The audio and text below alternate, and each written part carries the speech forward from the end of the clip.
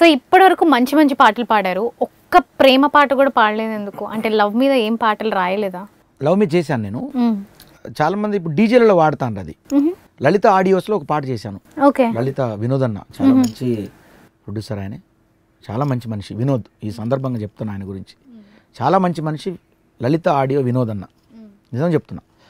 ఆయన నా కోసం నేను అంటే అన్న మీరు యాక్టింగ్ చేయాలి, మీరే చేయాలి ఈ పాట అని చెప్తే ఆ పాట నిజంగా ఎంత బాగుంటుంది అంటే చాలా మందికి నేనని తెలియదు. అది దాంట్లో మొత్తం గడ్డం సన్నగా మంచిగా చేసినది. వీరమాచినేని డైట్ వాడి ఒక 10 కిలోలు తగ్గిన. ఓకే. అసలు మీరు నమ్మరు, ఇది ఇప్పుడు ఇంటర్వ్యూ అయిపోయిన తర్వాత మీరు చూడండి ఆ పాట. చాలా బాగుంటుంది. ఫుల్ డ్రీమ్ బాయ్ ఉంటాను నేను, డౌటే లేదు, ఇది నిజం. మీరు అయితే ఆ పాట తమ్ముడు సౌండ్ పెట్టి గిప్పని గుద్దుతే బేస్ గుమ్మని రావాలి. అది మీదేనా?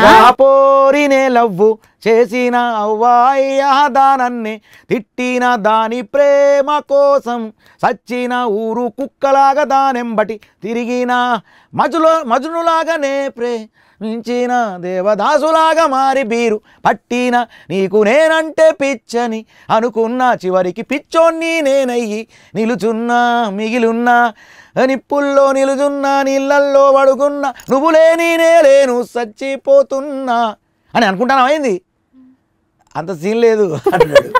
అంటే యాక్చువల్ వాడు అట్లా అనుకోవట్లేడు. అది కంటెంట్. తమ్ముడు సౌండ్ పెట్టి గిప్పని కుదిరితే బేస్ గుమ్మని రాలే వేసుకో ఎట్లుంటది పాట, బాగుంటది పాట. వావ్.